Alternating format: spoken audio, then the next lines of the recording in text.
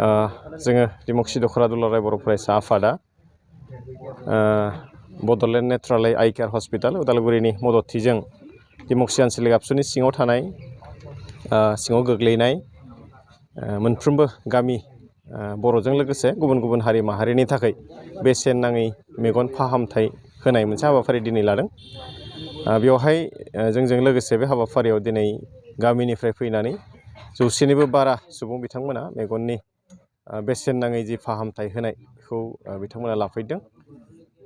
आसा खालामो दिनैनि बे हाबाफारिनि गेजेरजों जोंनि गोरिब गुन्द्रा न'खरनि आइ आफामोन जाय बिथांमोना मेगननि असुबिदायाव मेगननि बेरामाव गोग्लैनानै दङ, माखासे राङारि जेंनानि थाखाय बिथांमोना फाहामथाय लानो हायाखै, गुबुन जायगासिम थांनो हायाखै, बिथांमोना जोंनि बेहाय फैनानै बेसेन नाङालासे जोंनि बे हाबाफारिनि गेजेरजों बिथांमोना मुलाम्फा जानो हादों होननानै जों फोथायो। माखासे सुबुंफ्रा जिहेतु केटारिक जायफ्रा माने अपारेसन खालामनायखौ बोरै मा जायो?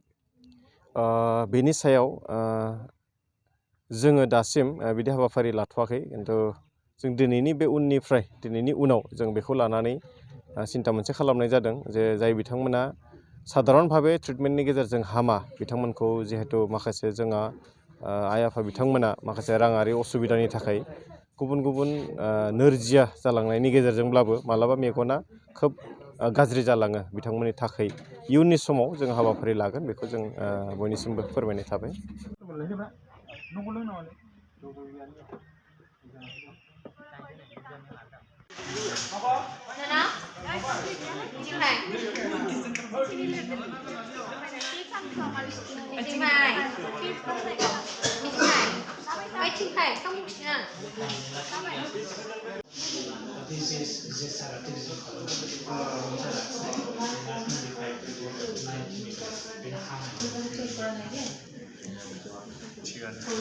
जोङो बहुद सोरबा सोरबा नोङो गैथारि थायोना बेफोरो खालामनो 5K 6K प्राइस दङ दामा ना दामा बेफोरो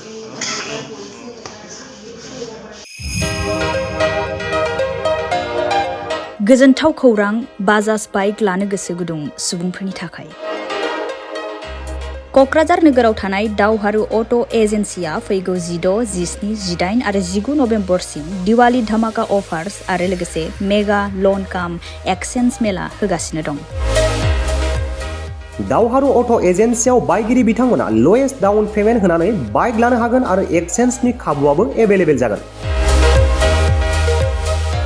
नोंथांमोना क'क्राझार नोगोराव थानाय दावहारु अट' एजेन्सि श'रुमजों लोगोसे कारिगाव फेस्टिभ आउटलेट, दतमा फेस्टिभ आउटलेट आरो भटगाव फेस्टिभ आउटलेट ब्रान्च श'रुमावबो होबाय थानाय दिवाली धामाका अफार्स आरो लोगोसे मेगा लन काम एक्सचेन्ज मेलायाव फैनानै नोंथांनि लुबैनाय बाजाजनि बाइकफोरखौ गोसोबादि लाफैनो हागोन। बाजाजनि बाइक सालायनो मोजां मोनग्रा रायजो राजाफोरनि थाखाय दावहारु अट' एजेन्सि श'रुमा लोगोसे मोजां अफारफोरबो लाबोदों। बेफोरनो जाबाय फ्री एसर्ट gift, free seat cover, 5 litre petrol free, गंनै helmet free, 12 times free washing coupon आरो बाइक बायगिरिफोरनो बाइकखौ मोजाङै साखोन सिखोन लाखिनो थाखाय 12 टाइम्स फ्री वाशिं कुपनबो हरनाय जागोन।